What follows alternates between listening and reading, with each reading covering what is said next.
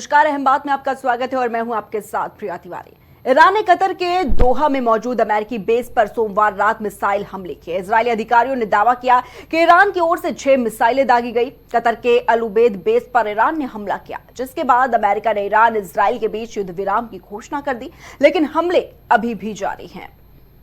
Iran और Israel के बीच छिड़ा महायुद्ध रुकने का नाम नहीं ले रहा।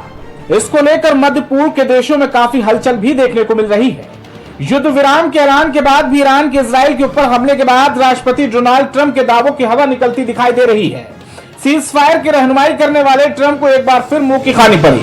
ट्रुथ सोशल मीडिया पर अमेरिकी राष्ट्रपति ने कहा कि सीज फायर अभी से लागू होता है और किसी को भी सीज फायर का उल्लंघन नहीं करना चाहिए। ईरान और इजराइल के बीच जंग रोकने के लिए सीज फायर की शुरुआत हुई नहीं कि उसके उल्लंघन की खबरें आने लगी। एसोसिएटेड प्रेस की रिपोर्ट के अनुसार इजराइल की सेना का कहना है कि उसने सीज फायर शुरू होने के कुछ घंटों बाद ईरानी मिसाइल हमलों को डिटेक्ट किया है, जिससे पता चलता है कि स्थिति कितनी खतरनाक बनी हुई है।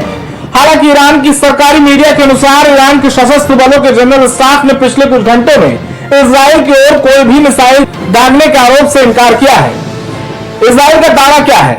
इजराइल के रक्षा मंत्री कॉट्ज ने कहा कि उन्होंने देश की सेना को आदेश दिया है कि वे ईरान द्वारा इजराइल के साथ संघर्ष विराम का उल्लंघन किए जाने पर मजबूती से जवाब दें। ईरान इजराइल के बीच पूरा युद्ध सिर्फ परमाणु संपन्न देश की चाहत में हो रहा है। 13 जून को सबसे पहले इजराइल ने ईरान के कई ठिकानों पर हमला किया था, जिसके बाद से ईरान ने उसका माकूल जवाब दिया था। हालात तब बिगड़ गए थे जब इस पूरी जंग में सुपर पावर अमेरिका की एंट्री हो गई थी। अमेरिका ने ईरान के 3 परमाणु ठिकानों को निशाना बनाकर ईरान को गहरी चोट दी थी। सबसे पहले अमेरिका ने फोर्डो एनरिचमेंट प्लांट पर हमला बोला। नतांज के बाद ईरान का दूसरा बड़ा यूरेनियम प्यूरिफिकेशन प्लांट माना जाता है। 295 फीट यानी 90 मीटर गहराई में मौजूद था।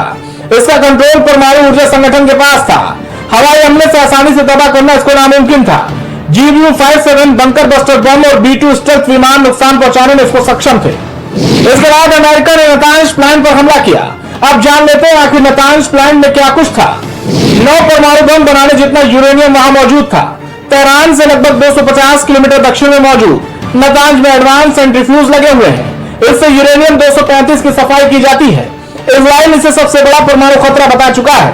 वही तीसरा बड़ा हमला अमेरिका ने इस्फहान पर किया। यूरेनियम कन्वर्जन फैसिलिटी का यह सेंटर माना जाता है।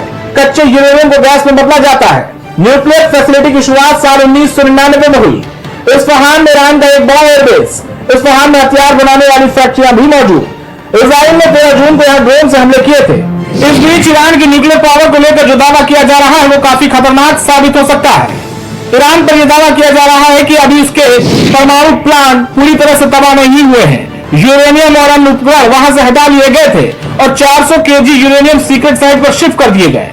इस दावे में अगर जरा भी सच्चाई हुई तो इजराइल ईरान के खिलाफ हमले जरूर जारी रखेगा, क्योंकि ये पूरी लड़ाई ही उसे परमाणु संपन्न देश बनने से रोकने पर है। खैर, देखना होगा कि अमेरिका की बिचौलिया की भूमिका के बाद क्या युद्ध रुक जाएगा या फिर लगातार जारी रहेगा। Output desk, prime TV.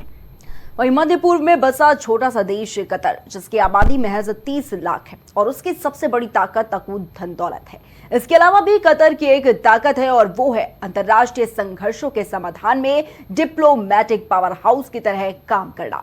हाल के सालों में दुनिया में जितने भी बड़े संघर्ष हुए हैं, कतर ने अपने सॉफ्ट पावर का इस्तेमाल कर उन्हें सुलझाने में अहम भूमिका निभाई है।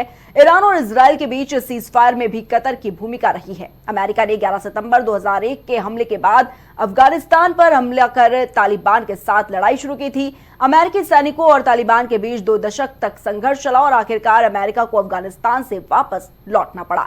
सत्ता दोबारा तालिबान के नियंत्रण में चली गई। अफगानिस्तान से अमेरिकी और नेटो सैनिकों की वापसी और अफगानिस्तान की स्थिति पर चर्चा में कतर ने ही मध्यस्थ की भूमिका निभाई।